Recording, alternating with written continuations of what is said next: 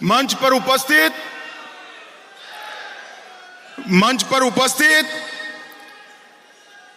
महाराष्ट्र प्रदेश भाजपा के अध्यक्ष महोदय,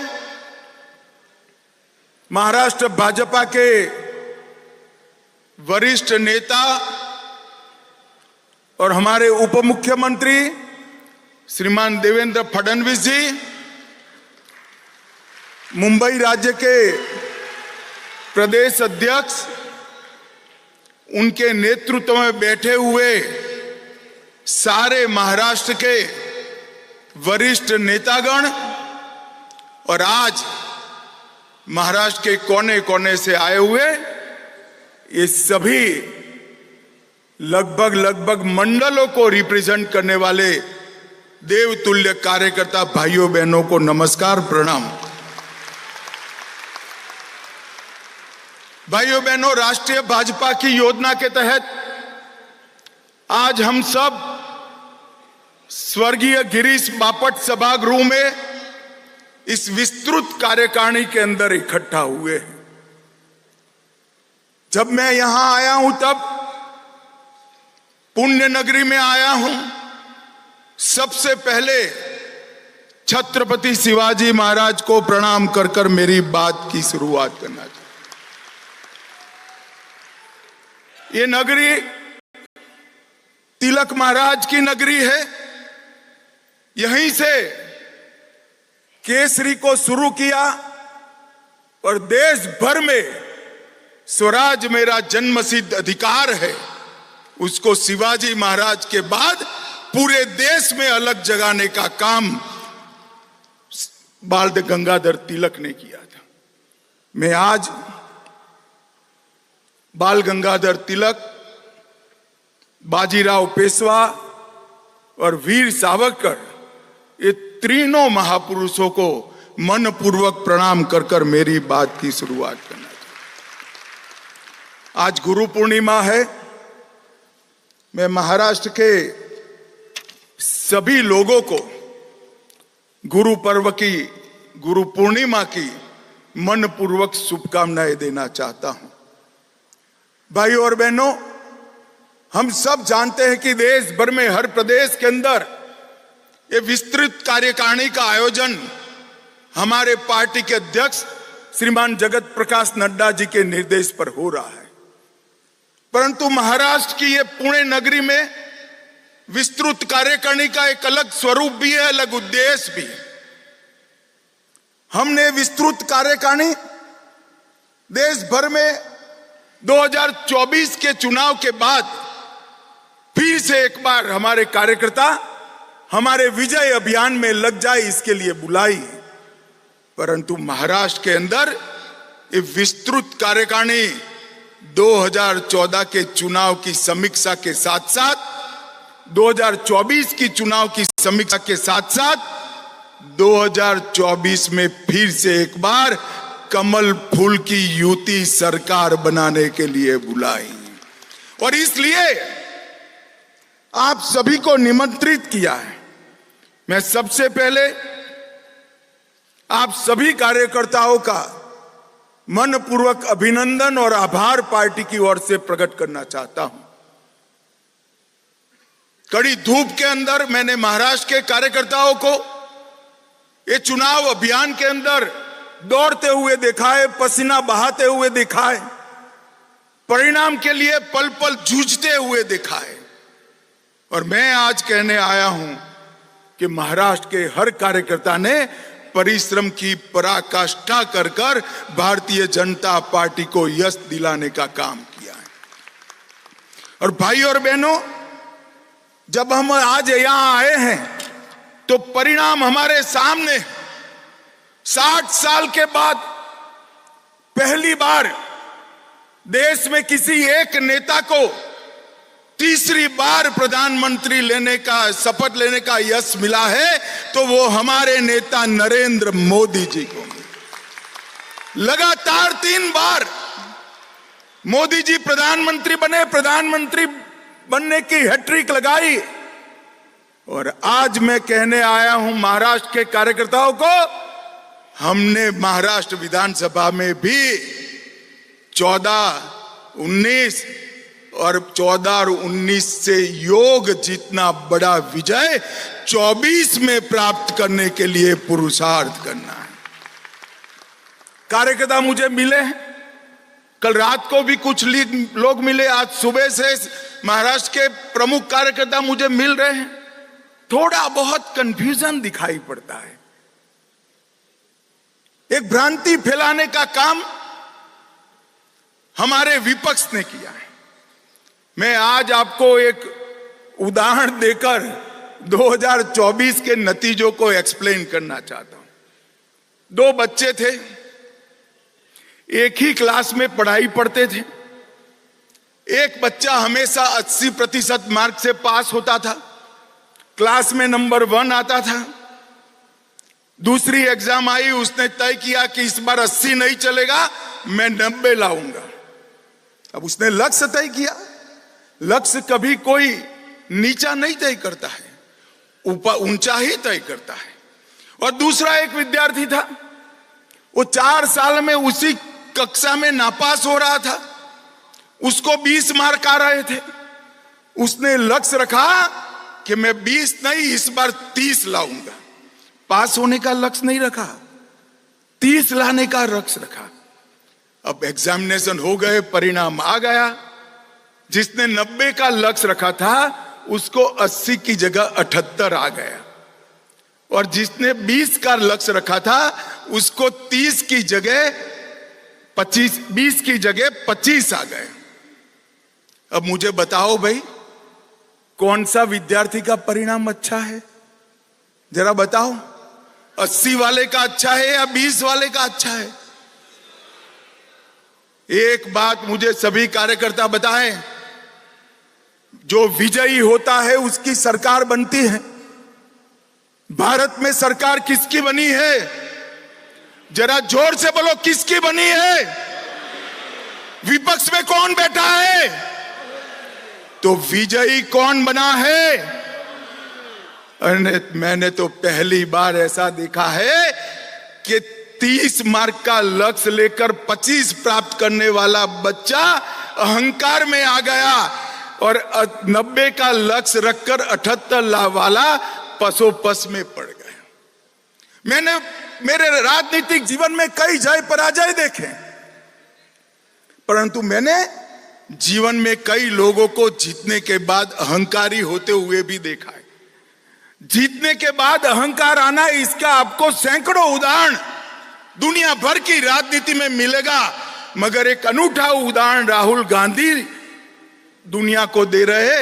वो हारने के बाद अहंकारी हो गए। भाइयों और बहनों, मैं आज आपको बताने आया हूं, भारतीय जनता पार्टी को 240 सीटें मिली, एनडीए को 300 सीटें मिली, और पूरे इंडिया अलायंस को इकट्ठा होकर 240 सीटें नहीं मिली है। ये हमें याद रखना है। भाई और बहनों, 14, 19 और 24 तीनों चुनाव का अगर योग कर देते हैं कांग्रेस पार्टी की सीट का, तो भी 240 नहीं होता जिसका हमें 24 में मिला है। मैं आज कहने आया कि इस चुनाव के अंदर देश भर की जनता ने नरेंद्र मोदी जी के 10 साल के शासन पर मुहर लगाने का काम किया है, और तीसरी बार मोदी जी को बहुमत के साथ शासन करने का अधिकार दिया है।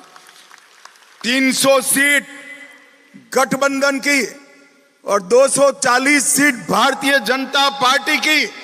कांग्रेस ने 10 साल शासन किया, कभी 240 सीट यूपीए में उनकी नहीं आई थी।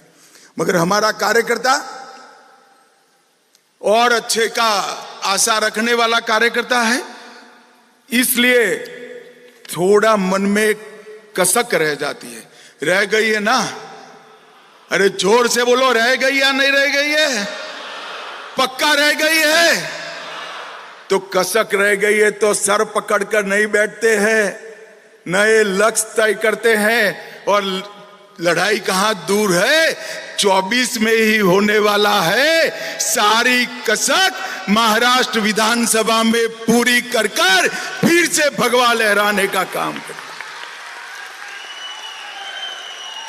मैं आज कहने आया हूं कार्यकर्ता को, हम 2 सीट प्राप्त कर एक बार हुई थी, राजीव गांधी ने हमें तंज कसा था, हम 2 हमारे 2, आज 15 साल तक वो विपक्ष में बैठे हैं और 15 साल तक अब निश्चित हो गया है कि देश का शासन भारतीय जनता पार्टी करेगी। ये विजय कोई छोटा विजय नहीं है। 10 साल के काम के बाद 0 एंटी इनकम्बेंसी के साथ तीसरी बार हमारा गठबंधन पूर्ण बहुमत लेकर निकला है। कार्यकर्ता को हताश होने की जरूरत नहीं है। आज मैं आपको कहकर जाता हूं, महाराष्ट्र चुनाव का परिणाम सुनिश्चित है। मेरी बात मानकर घर पे जाना, इधर उधर बातों में मत आना। महाराष्ट्र में अब तक का सबसे बड़ा विजय इस चुनाव में मैं दीवार पर लिखा हुआ पढ़ पाता हूं, प्रचंड बहुमत के साथ युति की सरकार बनी और युति की सरकार भारतीय जनता पार्टी के नेतृत्व में बनेगी। आप मेरे शब्द को ढंग से समझ कर रखिए, भारतीय जनता पार्टी के नेतृत्व में युति की सरकार अगले चुनाव में बनने जा रही है। और इसके लिए आज हमने संकल्प लेना पड़ा। हम किस पार्टी के कार्यकर्ता हैं? हम सत्ता प्राप्त करने के लक्ष्य के लिए निकले हुए लोग नहीं।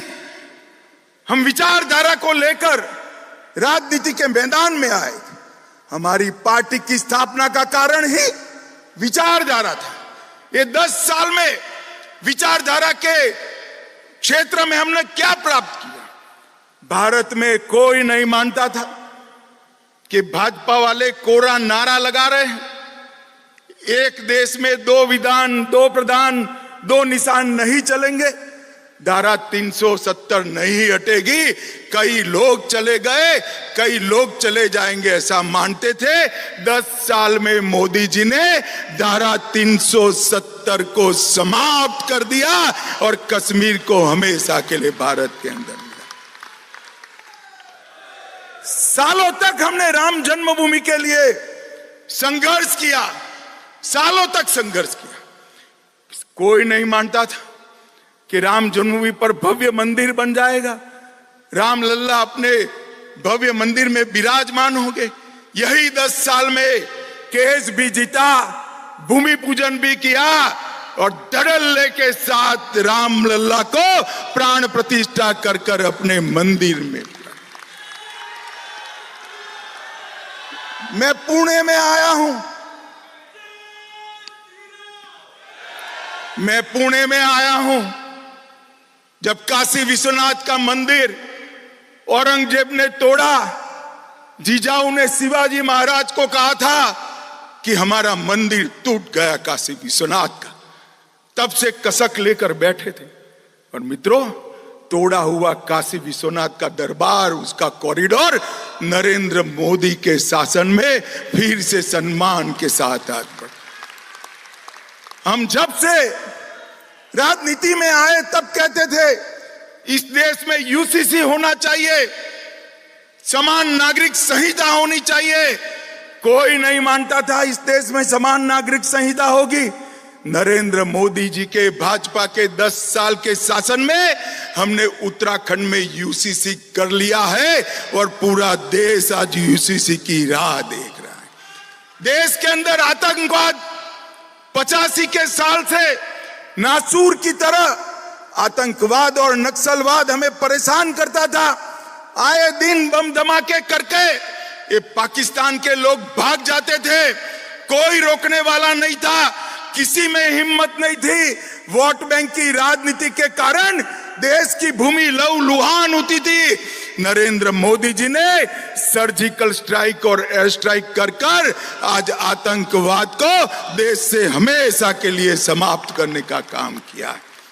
मित्रों, ये सारे लोग मीडिया के कुछ मीडिया हाउस भी हमें गुमराह करने का प्रयास कर रहे हैं। मैं आज ओडिशा राष्ट्रीय कार्यकारिणी में मैं पार्टी का अध्यक्ष था। मैंने कहा था 2014 का विजय 5 साल के लिए नहीं है, आने वाले 30 साल के लिए भारतीय जनता पार्टी का शासन इस देश पर रहने वाला है। और आज मैं महाराष्ट्र में बाजीराव पेशवा और शिवाजी महाराज और बाल गंगाधर तिलक की नगरी में कहकर जाता हूं, अभी 10 ही साल समाप्त हुआ है, 30 साल के लिए भारतीय जनता पार्टी का इस देश पर शासन करना। हमने हमारे आत्मविश्वास को जागरूक करने की जरूरत है, हमारे पुरुषार्थ को बल देने की जरूरत है और हमारे आपसी मतभेदों को समाप्त करने की जरूरत है। महान भारत की रचना केवल और केवल भारतीय जनता पार्टी कर सकती है। महान भारत की रचना केवल और केवल नरेंद्र मोदी जी ने डाली हुई नींव पर ही हो सकती है, हमारी विचारधारा ही कर सकती। इस आत्मविश्वास के साथ हमने आगे बढ़ना है। दीनदयाल उपाध्याय जी ने हमें अंत्योदय का स्वप्न दिया था।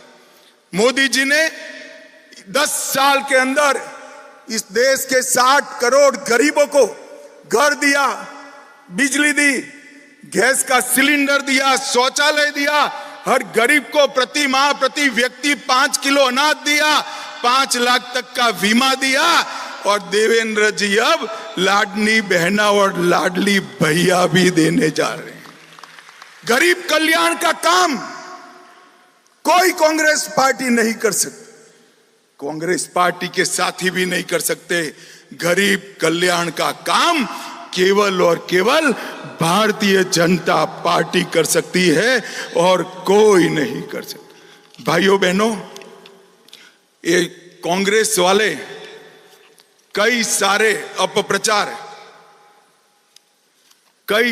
अपप्रचार यहां पर कर रहे हैं कि वो दलितों का, गरीबों का, पद दलितों का, आदिवासियों का कल्याण करेंगे। मैं आज पूछने आया हूं, 58 साल तक आपका शासन रहा, आपने गरीबों के लिए क्या किया? महात्मा फूले, अंबेडकर जी, इनके रास्ते पर चलने का तो नाम तो दूर, उनके उद्देश्यों को समाप्त करने का काम किया।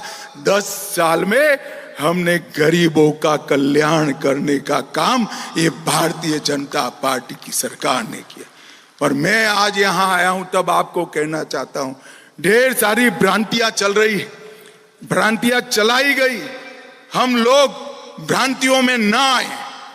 इन्होंने कहा भारतीय जनता पार्टी आरक्षण समाप्त कर देगी, हम जवाब देने में कहीं कहीं संकोच करने लगे, लोगों के मन में एक भ्रांति पैदा हुई।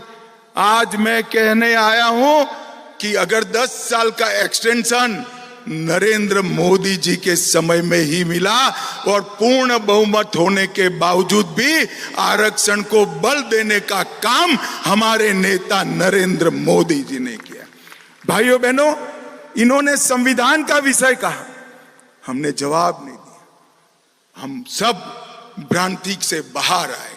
अब चुनाव महाराष्ट्र में आया है, नए नए प्रकार की इल्यूजन पवार साहब खड़ा कर रहे हैं। मैं आज पवार साहब को कहने आया हूं, हमारे देवेंद्र जी, दादा शिंदे जी, अजीत दादा शिंदे जी, ये सब जवाब दे रहे हैं, मगर दूर से मेरा एक निरीक्षण है, मैं आप लोगों के साथ शेयर करना चाहता हूं। जब जब महाराष्ट्र में भाजपा सरकार आती है, मराठा को रिजर्वेशन प्राप्त होता है। मेरी बात ध्यान से सुनना, बाद में ताली लगाना। जब जब महाराष्ट्र में भाजपा सरकार आती है, मराठा रिजर्वेशन प्राप्त होता है, और जब जब शरद पवार की सरकार आती है, मराठा रिजर्वेशन गायब हो जाता है। मैं सोच समझ कर ये वाक्य बोल रहा हूं। 2014 में महाराष्ट्र में मराठा रिजर्वेशन आया, सुप्रीम कोर्ट तक ठीक गया। किसकी सरकार थी 14 में, बताइए जरा, अरे जोर से बोलो, किसकी सरकार थी? भाजपा सरकार थी, देवेंद्र फडणवीस हमारे मुख्यमंत्री थे, हमने मराठा रिजर्वेशन देने का काम। 20 में शरद पवार की सरकार आई, मराठा रिजर्वेशन गायब हो गया। हम आए फिर से, हमने अभी भी मराठा रिजर्वेशन देने का काम किया है। शरद पवार की सरकार आएगी तो मराठा रिजर्वेशन फिर से गायब हो जाएगा। अब मुझे बताओ, मराठा रिजर्वेशन कंटिन्यू रखना है तो किसकी सरकार लानी चाहिए? अरे जोर से बोलो, किसकी लानी चाहिए? भाइयों बहनों, कंफ्यूजन में मत रहिए।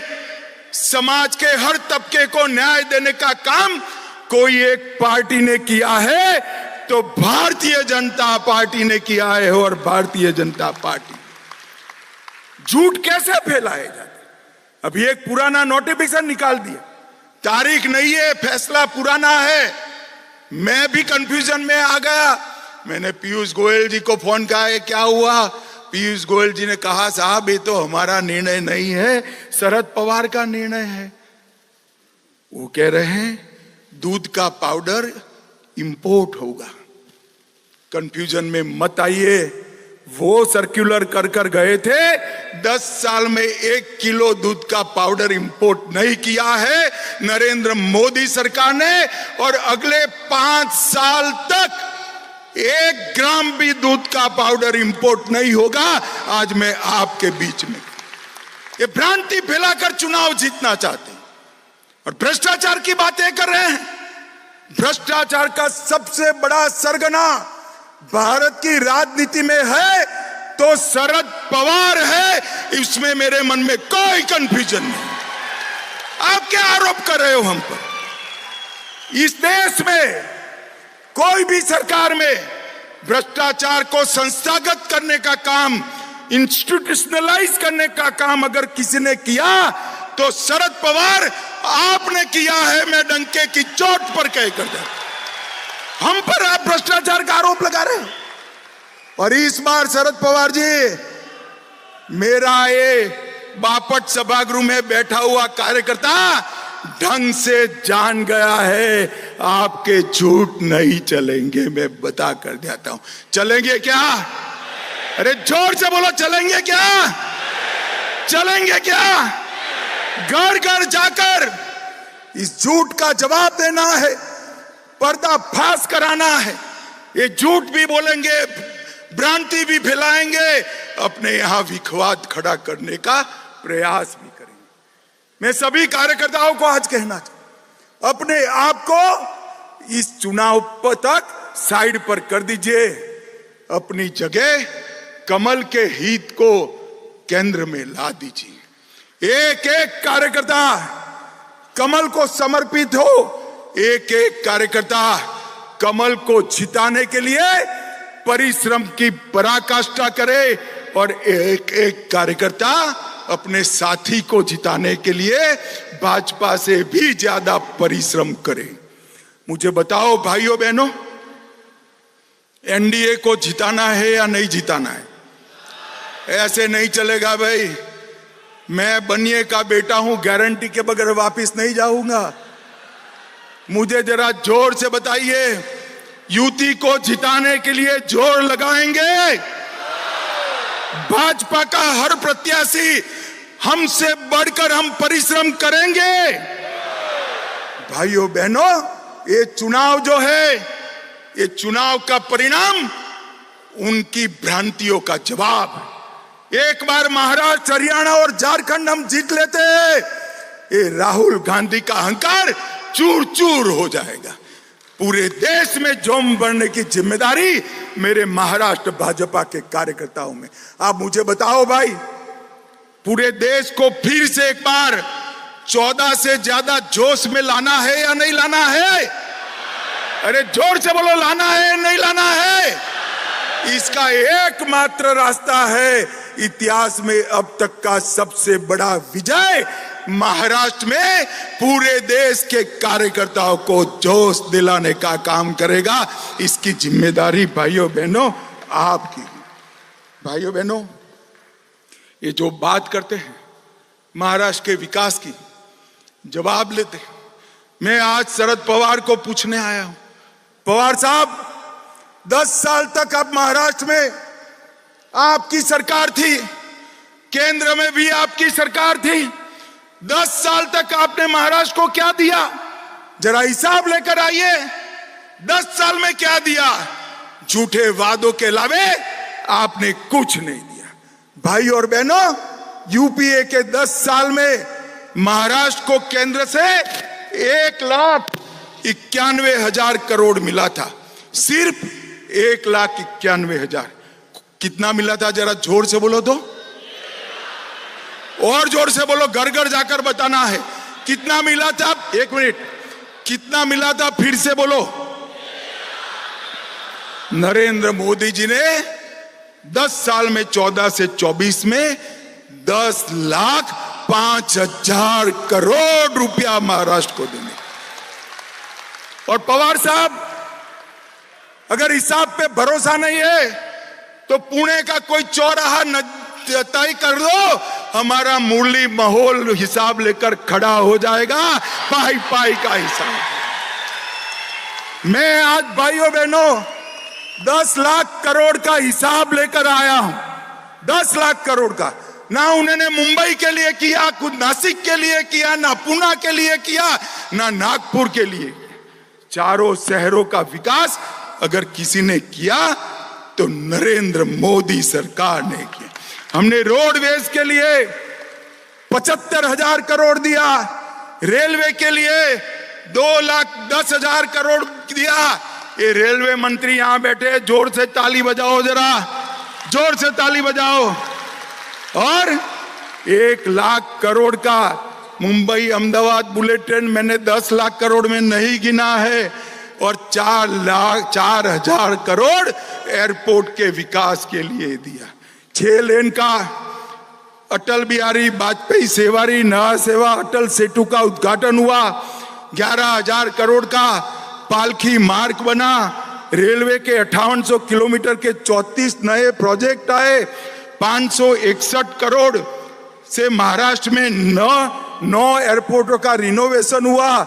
मत्स्य पालन के लिए, सिर्फ मत्स्य पालन के लिए 2600 करोड़ रुपया और 1,80,000 मछुआरों के लिए बड़े बड़े मत्स्य केंद्र बनाने का काम नरेंद्र मोदी सरकार ने। और पवार साहब, आप कहते हो कि आपने विकास किया। ये महाराष्ट्र के सहकारी साकर कारखाने, महाराष्ट्र के किसानों का समृद्धि का राजमार्ग। 10 साल तक पवार साहब आप कृषि मंत्री, सहकारिता मंत्री थे। 10 साल तक 10,000 करोड़ का इनकम टैक्स का प्रश्न आप सॉल्व नहीं कर पाए थे। मैं सहकारिता मंत्री गया, मोदी जी के पास फाइल लेकर गया, 1.5 मिनट में 10,000 करोड़ का साकर कारखानाओं का काम नरेंद्र मोदी। आप जो 10 साल तक नहीं कर पाए, वो मोदी जी ने 1.5 साल में किया। महाराष्ट्र सरकार ने भी नया बजट पारित किया। मोदी जी ने नारी शक्ति वंदन अधिनियम से बहनों को विधानसभा और लोकसभा में 33% आरक्षण दिया। और देवेंद्र फडणवीस ने माझी लाड़की बहन कर हर बहन को 1,500 रुपया हर महीने भेजने की शुरुआत। अब पवार साहब कहते हैं इसमें नया क्या है? मैं भी मानता हूं इसमें नया क्या है। तो आपने क्यों नहीं किया भला बताइए? आपने करना चाहिए था ना। अब चिंता मत करो पवार साहब, महाराष्ट्र की जनता आपको करने का मौका भी नहीं देने वाली है। फिर से भारतीय जनता पार्टी की सरकार आनी। और ये खटाखट खटाखट खटाखट याद आता है ना? आता है या नहीं आता है? मैं आज राहुल बाबा को कहने आया हूं, देश की जनता ने तो खटाखट खटाखट फटाफट फटाफट पर भरोसा नहीं किया, मगर आपके पास राज्य सरकारें हैं। कर्नाटक में है, हिमाचल में है, तेलंगाना में है, 3 तो बची ही है। तो वहां खटाखट भेज दीजिए ना पैसा भाई, भेजना चाहिए या नहीं भेजना चाहिए? मैं तो तेलंगाना, कर्नाटक और हिमाचल की बहनों को कहना चाहता हूं, एक खटाखट का डिमांड खड़ा करिए। अरे छोड़िए राहुल बाबा, आपकी सरकारों का एजेंडा देख लीजिए।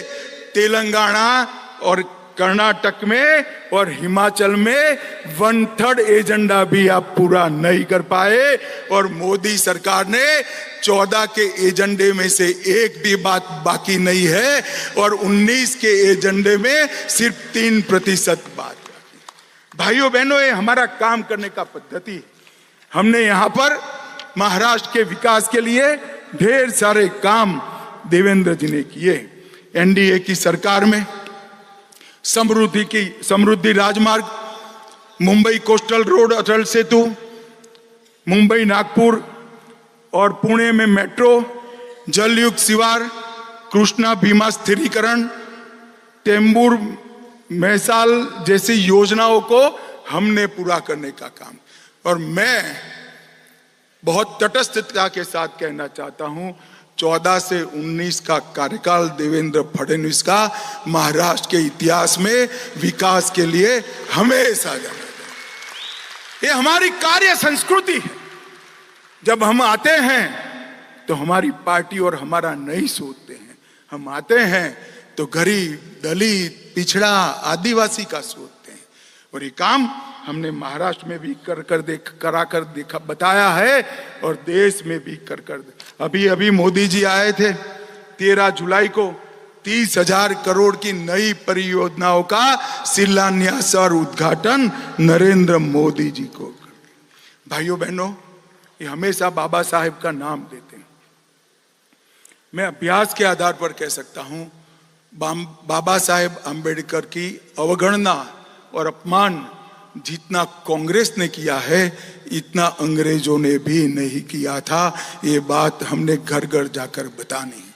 और बाबा साहब से जुड़े हुए 5 तीर्थ बनाने का काम किया तो भारतीय जनता पार्टी ने किया, और किसी ने नहीं किया। बाबा साहब को भारत रत्न कांग्रेस पार्टी थी तब नहीं मिला।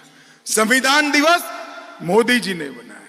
महाराष्ट्र, गुजरात में थे तब संविधान की 26 जनवरी को यात्रा निकाली थी, और बाबा साहब के याद में भव्य स्मारक दिल्ली में भी बनाने का काम किया। और भाइयों बहनों, मैं आज आपको फिर से एक बार भारतीय जनता पार्टी की नरेंद्र मोदी सरकार ने देश की सुरक्षा को सुनिश्चित किया है। देश भर में दशकों से जड़ लगाकर बैठे हुए नक्सलवाद को समाप्ति के कगार पर लाकर खड़ दी। आज मैं आपको कहकर जाता हूं, अब महाराष्ट्र की जनता को बता सकते हैं, 2 साल के अंदर ये देश नक्सलवाद से मुक्त हो जाएगा। इसमें किसी को शंका रखने की जरूरत। और भाइयों और बहनों, नरेंद्र मोदी जी ने तुष्टीकरण की जगह सबको न्याय का सूत्र अपनाते हुए देश की सुरक्षा को सुनिश्चित किया है। आतंकवाद को जड़ से उखाड़ने के लिए कई सारे फैसले लिए, और मैं इसका साक्षी हूं। मैं आपको आपके जैसे कार्यकर्ता के नाते बताता हूं, देश की सुरक्षा को औरंगजेब फैन क्लब सुनिश्चित नहीं कर सकती, Bharatiya Janata party. Aurangzeb fan club कौन है? जरा जोर से बोलो। औरंगजेब फैन क्लब कौन है? ठीक है, अघाड़ी वाले हैं। और उसका नेता कौन है? श्रीमान उद्धव ठाकरे औरंगजेब फैन क्लब के नेता बने। अपने आप को बाला साहब का वारिस कहने वाले उद्धव जी कसाब को बिरयानी खिलाने वाले लोगों के साथ बैठे हैं। उद्धव जी याकूब को छोड़ने की गुहार लगाने वाले के साथ आप बैठे हो। जाकिर नाइक को मैसेंजर ऑफ पीस बनाने वालों की गोदी में उद्धव जी आप बैठे हो। पीएफआई को सपोर्ट करने वालों की गोदी में उद्धव ठाकरे आप बैठे हो, और संभाजी नगर का विरोध करने वाले की गोदी में उद्धव ठाकरे आप बैठे हो। आपको शर्म आनी चाहिए। मुझे बताओ भाइयों बहनों, ये औरंगजेब फैन क्लब महाराष्ट्र और देश को सुरक्षित कर सकती है क्या? जोर से बोलो, कर सकती है क्या? देश को सुरक्षा केवल और केवल भारतीय जनता पार्टी दे सकती है। महाराष्ट्र को सुरक्षा केवल और केवल भारतीय जनता पार्टी दे सकती है। और भाइयों और बहनों, मैं यहां पर अंत में अपील करने के लिए, मैं छोटा था तब मेरी माताजी मुझे गीता समझाती थी। गीता में उन्होंने कहा कि दोनों ओर सेनाएं लगी थी और श्री कृष्ण ने इस श्लोकों का चखीरा के माध्यम से अर्जुन के विषाद को समाप्त करने का प्रयास किया। बाल सहज कुतूहल से मैंने मेरी माँ को पूछा कि दोनों ओर सेनाएं लगी है, नगाड़े बज रहे हैं, तुतारी बज रही है, दंदूभी बज रहे हैं, हाथी खड़े हैं, घोड़े खड़े हैं, और इसमें इतना बड़ा उपदेश कैसे दिया होगा? तो मेरी माँ ने मुझे बताया था कि पूरी गीता श्री कृष्ण ने नहीं पढ़ी होगी, शायद श्री कृष्ण ने इतना कहा होगा, अर्जुन स्मृति को तेज करो, जीवन भर मैंने जो उपदेश दिया है उसको आत्मसात करो और धनुष बाण चढ़ाओ और कौरवों का संहार करो। आज मैं यहां आया हूं तब मेरे सामने रामबाबू जैसे वरिष्ठ कार्यकर्ता भी बैठे हैं, वरिष्ठ नेता भी बैठे, जो चुनाव लड़े हैं, लड़ाए हैं। मुझे चुनाव के गुर आपको नहीं सिखाने हैं। मैं एक ही बात करना चाहता हूं, पूरा जीवन हमारे पुरखों ने, हमारे वडीलों ने जो हमें सिखाया है वो याद करें।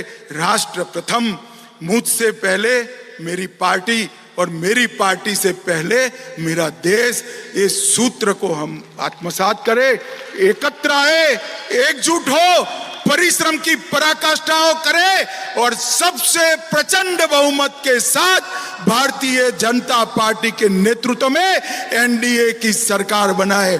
मुझे बताओ भाइयों बहनों, प्रदेश भर में गांव गांव, घर घर, नगर नगर, महानगर तक जाकर ये बात पहुंचाएंगे क्या?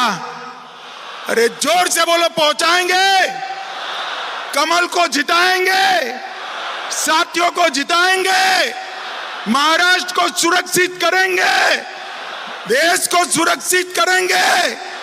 फिर से एक बार महाराष्ट्र में भाजपा सरकार बनाएंगे तो मेरे साथ दोनों हाथ उठाइए और प्रचंड आवाज से मुट्ठी भींच कर बोलिए, भारत माता की, भारत माता की, वंदे वंदे। आप सभी का बहुत बहुत धन्यवाद।